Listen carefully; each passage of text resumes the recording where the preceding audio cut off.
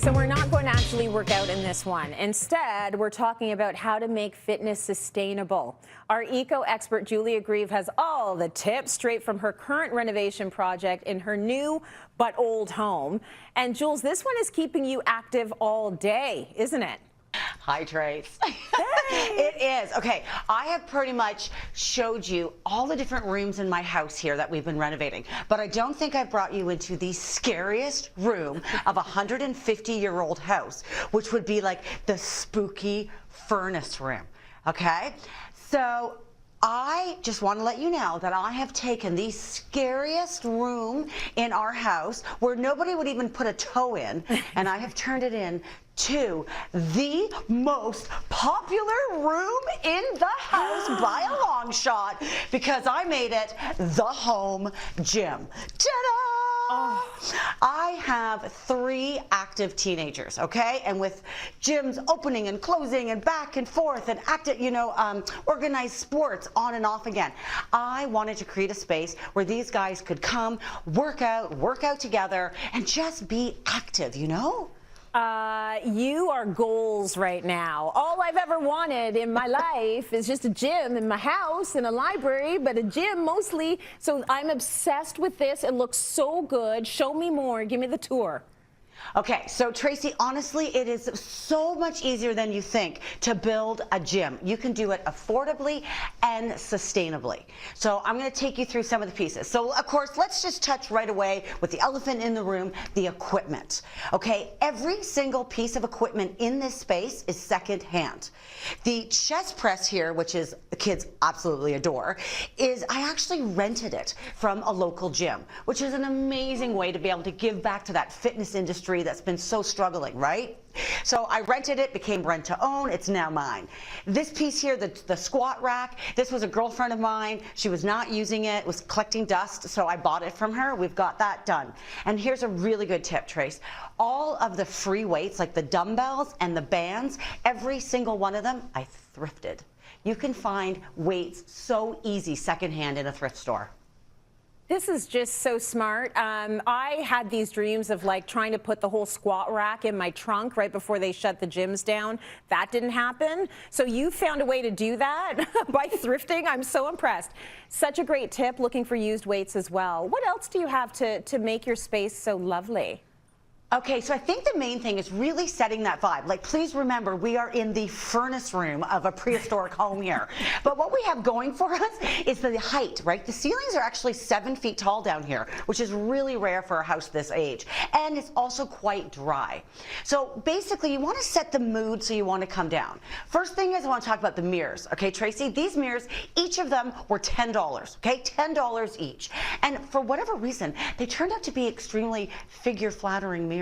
Not gonna lie. I have a girlfriend of mine, she doesn't even work out. She just says, I'm coming over for the self-esteem and the coffee. So these great mirrors, affordable. I end up putting them on garbage cans, upside down garbage cans to get the right height. Plants, of course. Greenery, a must. So finding plants that don't need a ton of light was a little tricky, but a bit of bamboo will do that, and other greenery, so that sort of gives the space. And then the last thing is furniture, Trace. Like, we had a piece of furniture that was left here. I painted it up, gave it a new fresh look. My favorite, of course, is like the IKEA hack bench, which is a bookshelf turned sideways, and I put legs on it. Awesome. And then, of course, the air purifier, which is an amazing piece from IKEA as well, that really just gets the air moving down here. It's so great, and it helps eliminate dust. So that is a must if you're going to do a downstairs gym, for sure. But Trace, you know what? You also have to think about what you want to wear to the gym. Well, that's kind of one of my favorite considerations and actually gets me out of bed in the morning. Activewear, love it, could wear it all day. So show me what you got. Okay, so activewear traditionally does not use natural fibers, right? Like, we need the spandex and the polyester. So there are some incredible Canadian brands out there that are trying to sort of change the needle within the activewear and trying to make it more sustainable. So with the help of my daughter, Mimi, I'm going to show you some of my favorite brands. Okay, first up, of course, Pre-Loved, which is my brand. We just launched the Active line. We manufacture it, all of it here in Toronto. So small batch scratches, nothing gets wasted, and any of the dye that we use is sustainable. It is a sustainable all over print. So that is awesome. Now, this one, I can't even tell you how obsessed I am with. H&M Active. This line is so great. Not only are the price points incredible, not only is it super cute, but the majority of the line is made with recycled polyester. We want to support Canadian where we can.